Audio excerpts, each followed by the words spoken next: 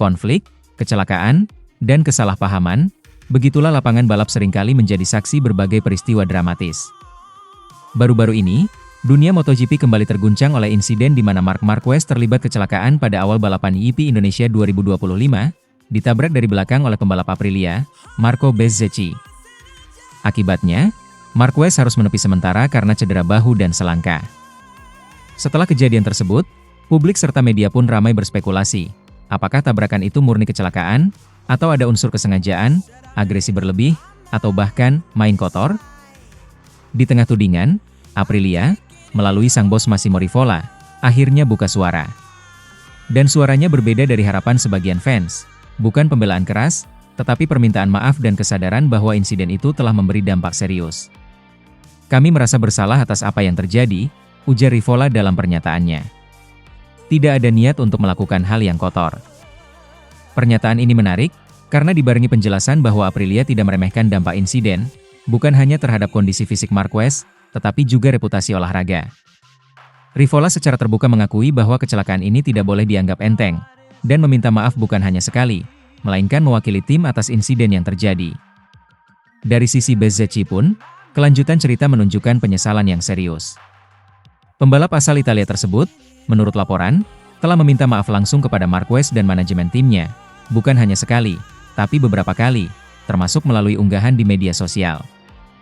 Pernyataan penyesalan ini melengkapi pengakuan Rivola atas rasa bersalah pihak Aprilia secara keseluruhan. Mengapa kisah ini penting?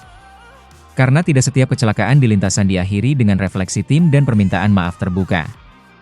Dalam dunia balap profesional seperti MotoGP, persaingan amat sengit, dan kadang-kadang insiden dianggap bagian dari risiko, bahkan dibenarkan sebagai bagian dari balapan.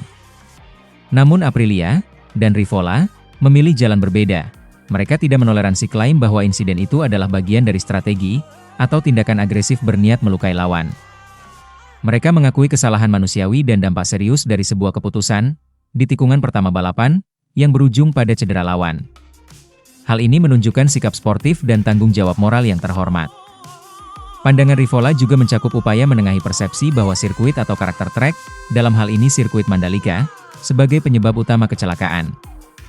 Dia menegaskan bahwa meskipun Mandalika memiliki karakter dan tantangan tersendiri, insiden ini lebih disebabkan oleh keputusan pengendara di lintasan, bukan desain sirkuit. Transi dan penghormatan terhadap lawan, bahwa dalam persaingan hebat sekalipun, ada etika, ada tanggung jawab. Di luar persaingan, ada rasa kemanusiaan. Dan itu menjadi nilai penting ketika kita bicara tentang olahraga ekstrim seperti MotoGP, di mana risiko adalah bagian dari paket, tetapi keselamatan dan sportivitas tetap harus dihormati. Dari sisi fans, media, maupun komunitas MotoGP global, pengakuan seperti yang dilakukan Rivola tulusnya membuka jalur dialog, bukan hanya soal siapa salah, siapa benar, tetapi bagaimana membangun kembali rasa saling menghormati. Terutama dalam kompetisi tinggi. Ini juga menjadi pengingat bahwa setiap aksi di tikungan pertama bisa membawa konsekuensi besar, bukan hanya untuk hasil balapan, tapi untuk kondisi fisik dan karir seorang pebalap. Pada akhirnya, insiden tersebut bukan hanya soal kecelakaan di lintasan, tetapi tentang bagaimana sebuah tim merespons tragedi, apakah dengan mengelak, menyalahkan lintasan, atau justru mengakui kesalahan, meminta maaf, dan bertanggung jawab. Aprilia dan Massimo Rivola memilih jalan kedua. Dan bagi banyak pihak, itu adalah langkah dewasa dan berkelas. Peristiwa ini juga membawa pelajaran penting untuk dunia MotoGP. Persaingan boleh keras, kecepatan boleh ekstrim, tetapi rasa saling menghormati dan sportivitas adalah fondasi yang tak boleh dilepas. Ketika agresi di lintasan dibarengi rasa tanggung jawab di luar lintasan, maka nilai olahraga sesungguhnya akan tetap terjaga. Perlakuan sudah di luar nalar. Kenapa Marc Marquez jadi sorotan di MotoGP 2025? Musim 2025 di kelas Premier MotoGP tak hanya milik kecepatan, tapi juga ketegangan, terutama soal bagaimana pebalap top seperti Marc Marquez diperlakukan. Banyak pengamat kini menyebut bahwa tekanan terhadap Marquez sudah di luar nalar, dan peringatan datang. Tim rival, terutama Aprilia Racing, bisa mengeksploitasi situasi ini dan mengguncang dominasi Ducati Lenovo Team. Kita telisik, apa saja yang terjadi, dan mengapa ini bisa berdampak besar di lintasan. Kronologi, dari jubilation hingga cedera di Mandalika. Awal musim 2025 tampak manis bagi Marquez. Dengan motor Ducati Desmosedici EP25, ia mengukir dominasi, beberapa pole position, kemenangan sprint dan race, serta performa konsisten yang membuat banyak orang menganggapnya sebagai kandidat kuat juara dunia. Namun nasib berkata lain pada seri di sirkuit Mandalika, Indonesia. Insiden keras di lap pertama memaksa Marquez melewatkan sisa musim. Ia terkena cedera di bahu kanan, kerusakan ligamen dan patah tulang sehingga harus menjalani operasi dan pemulihan panjang. Akibatnya, Ducati kehilangan bukan hanya salah satu pembalap utamanya, tetapi juga data penting dari Marquez untuk pengembangan motor di akhir musim. Tekanan kritik, perlakuan yang sudah di luar nalar. Menurut artikel terkait, banyak pihak merasa bahwa perlakuan terhadap Marquez, baik dari tim, media, maupun atmosfer umum MotoGP 2025, telah melampaui batas wajar. Beberapa unsur yang memicu kritik. Ekspektasi tinggi secara ekstrim terhadap performa, seakan setiap balapan wajib menang, meskipun variabel cuaca, ban, dan karakter sirkuit berbeda-beda. Tekanan tambahan karena pergantian tim ke Ducati, yang selalu membawa sorotan intens. Apakah motor baru, seadil, janji? Setelah cedera, kurangnya dukungan publik terhadap proses recovery, seakan seorang pebalap tak dikasih ruang untuk pulih dengan tenang. Pengamat menilai, ketika pebalap tak diberi ruang aman, secara fisik maupun psikologis, bukan hanya karir yang bisa terganggu, tetapi juga kestabilan tim secara keseluruhan. Peringatan, Aprilia bisa jadi ancaman serius. Seiring dengan kritik terhadap perlakuan terhadap Marquez, ada juga suara pengingat bahwa rival besar, Aprilia Racing, tengah menajamkan tanduk. Aprilia disebut sebagai satu-satunya tim non-Ducati yang benar-benar bisa menyaingi dominasi Ducati, terutama jika Ducati kalah fokus atau melemah karena situasi internal. Artinya, jika Marquez belum fit, dan tekanan terus berlanjut, performa Ducati bisa goyah. Rival bisa memanfaatkan momen ini untuk mengejar, menekan, bahkan merebut posisi teratas.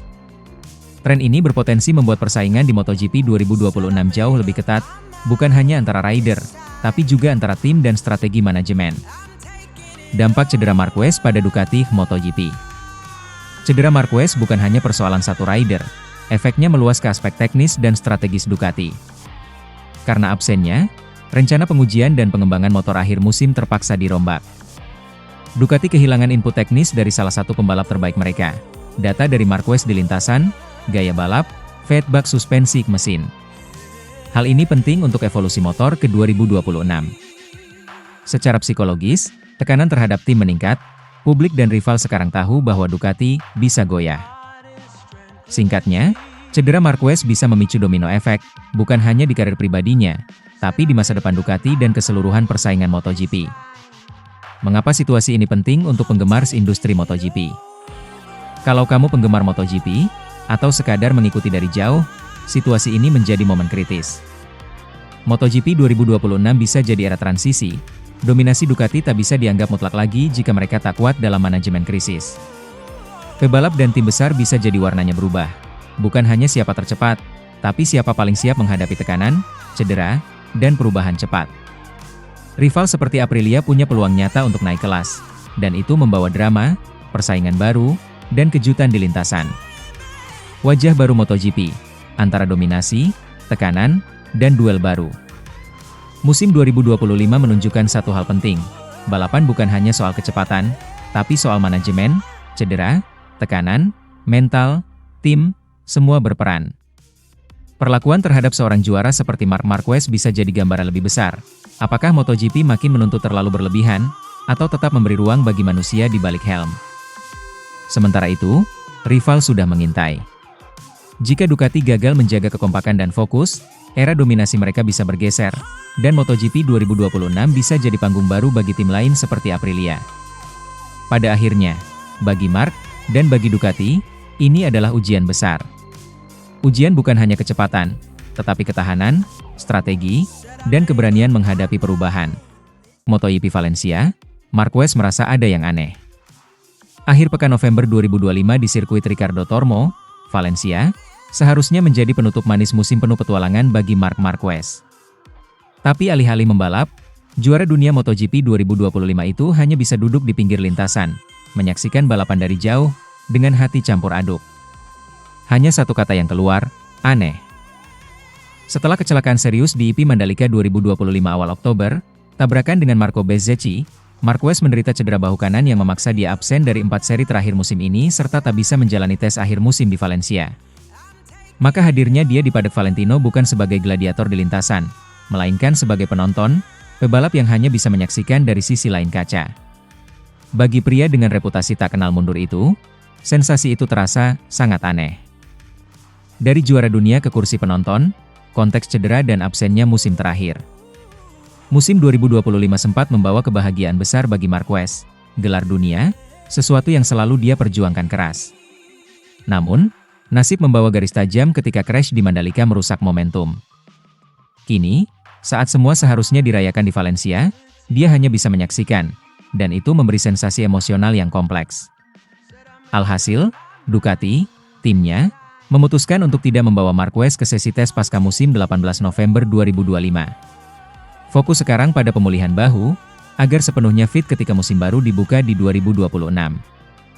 Marquez pun dengan lapang dada menyampaikan bahwa dia mempercayakan pengembangan lebih lanjut motor kepada rekan satu timnya, Francesco Bagnaia dan adiknya, Alex Marquez. Aneh banget menonton dari pinggir, kata hati sang juara.